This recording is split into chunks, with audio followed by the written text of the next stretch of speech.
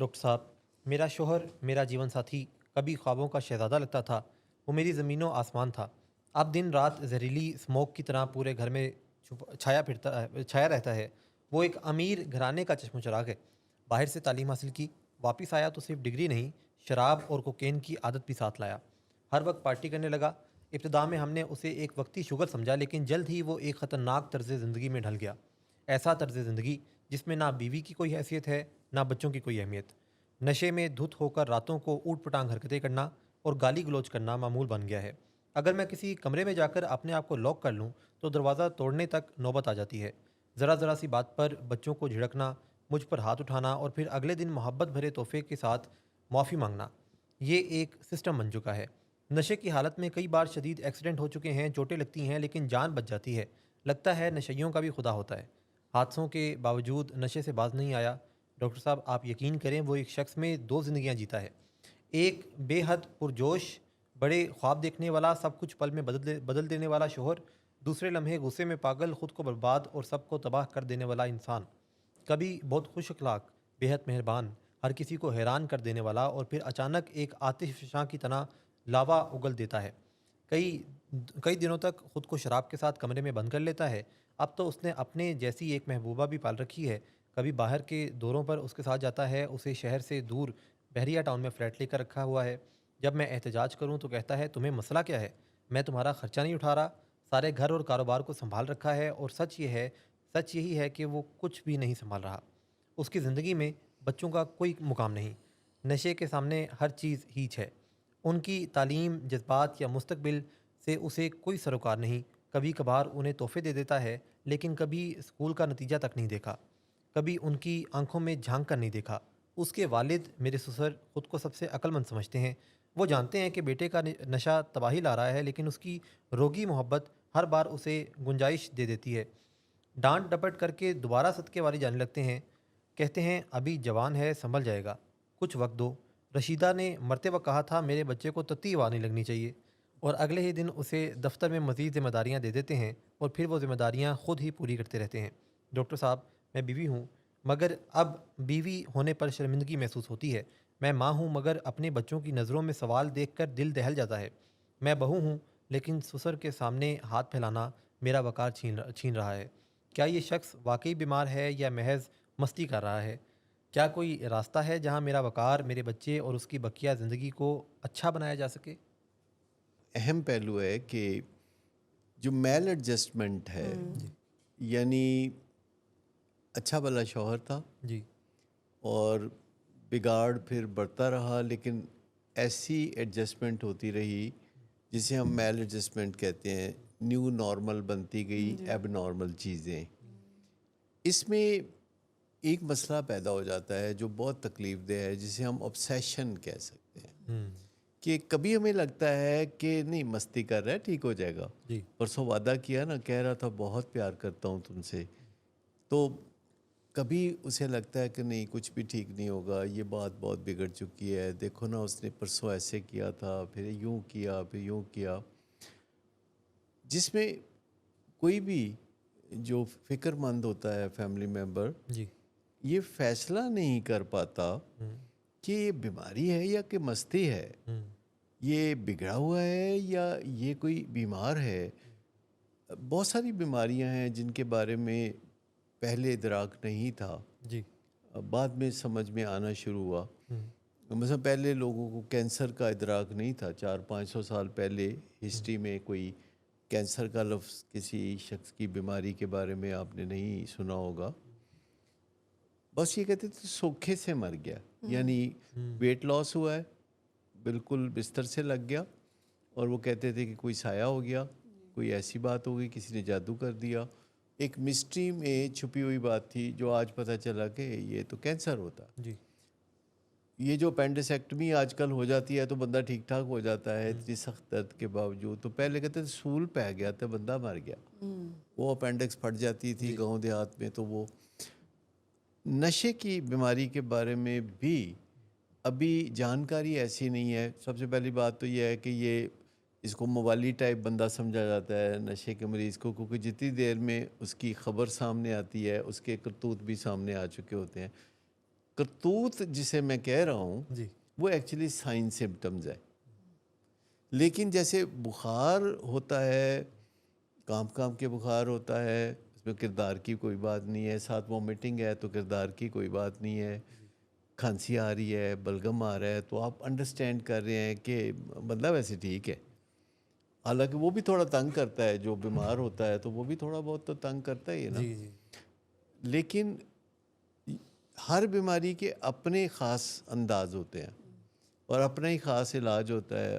ہڈی ٹوٹ جائے تو وہ پلستر لگا کے اوپر کر دیتے ہیں ٹانگ کو، بندہ ہل ہی نہیں سکتا بستر ہر سے. بیماری کے اپنے رنگ ہیں. اپنے رنگ ہیں. تو نشے کی جو بیماری ہے اس کے رنگ سامنے آ رہے ہیں اور اب پتہ چل رہا ہے کہ جھوٹ بولنا ایک سمٹم ہے. جی اور اس میں غصے کرنا جو ہے نا ایک وومیٹنگ ہے، غصے کر کے بندہ فساد دکھا رہا ہے، کرنا، فساد کر جھگڑے رہا ہے، کرنا، لوز ٹاک کر رہا ہے، گالی گردن دبوچنے کو گلوچ. پڑ رہا ہے، متی ماری ہوئی ہے ٹوٹل. دروازے توڑنے تک آ جاتا ہے. انہوں نے لکھا نا کہ کبھی بیوی کو طلاق دینے بیٹھ جاتے ہیں، حتیٰ کہ بیوی امیون ہو جاتی ہے، کہتی ہے نہیں ہوئی نہیں طلاق ہے، 2 سال تو پہ دیندا ہے. یا کبھی ماں باپ یا کسی ایسی ہستی پہ، چچا تایا پہ ہاتھ اٹھانا، یہ ساری چیزیں اس بیماری کی علامتیں ہیں. عموماً ویسے بھی دنیا میں ہم جن چیزوں کو جرائم کی نظر سے دیکھتے ہیں کئی دفعہ، یا کردار کی خرابیوں کی نظر سے دیکھتے ہیں، تو غور و خوض کرنے سے پتہ چلتا ہے کہ وہ بیماریاں ہیں. کیونکہ بعض اوقات ادویات سے فوری فرق پڑ جاتا ہے.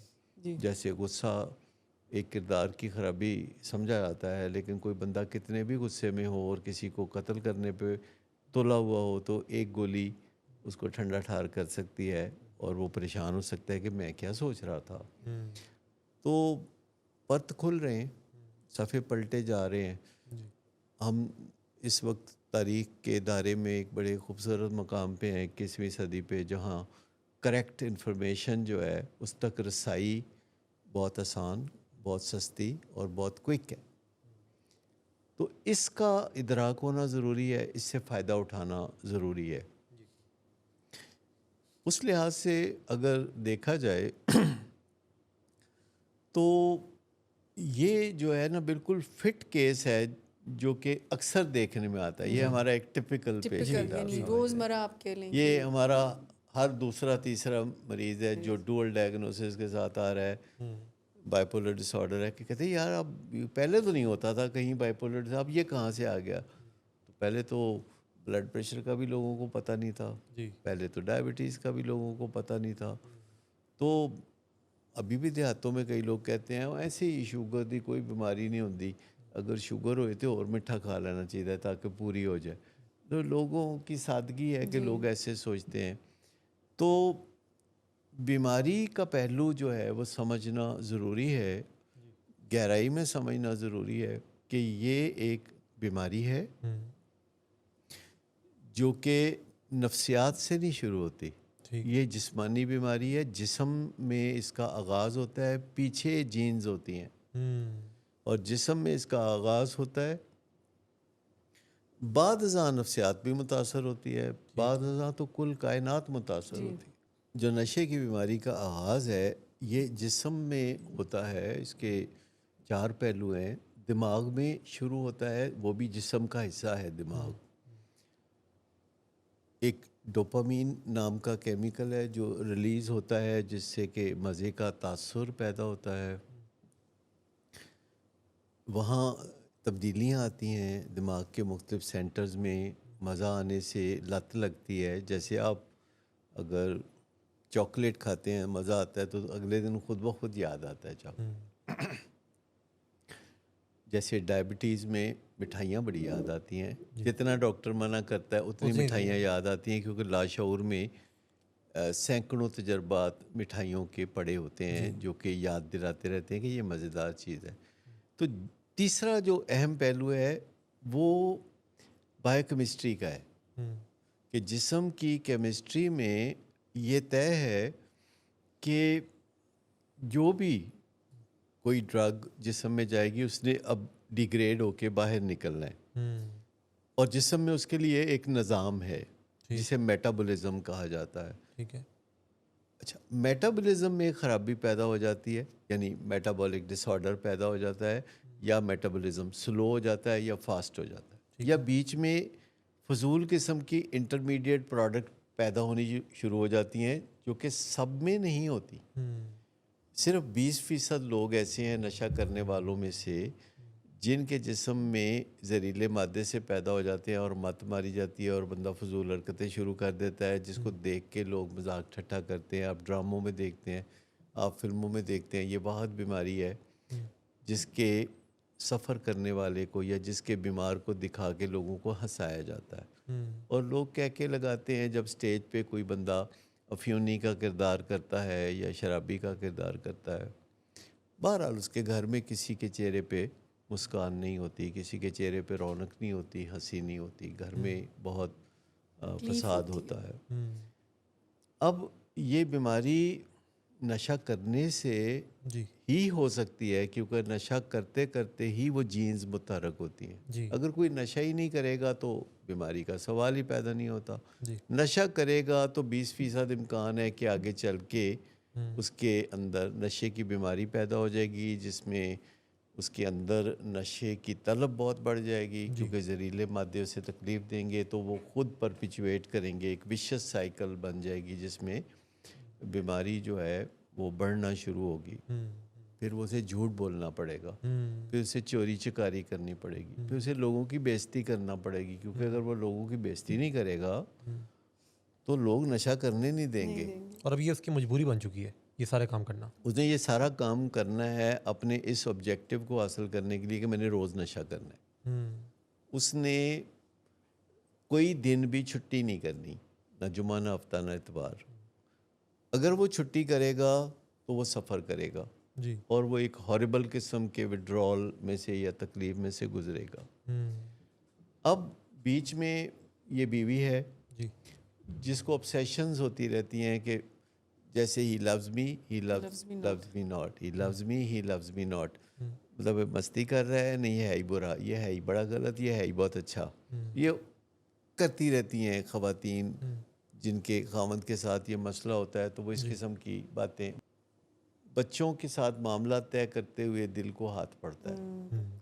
جب بچے کوئی بات کرتے ہیں، فرمائش کرتے ہیں تو آپ نہیں مانتے، تو بچے کو تکلیف تو ہوتی ہے، ایک والد کو خود یا والدہ کو خود بھی تکلیف ہوتی ہے.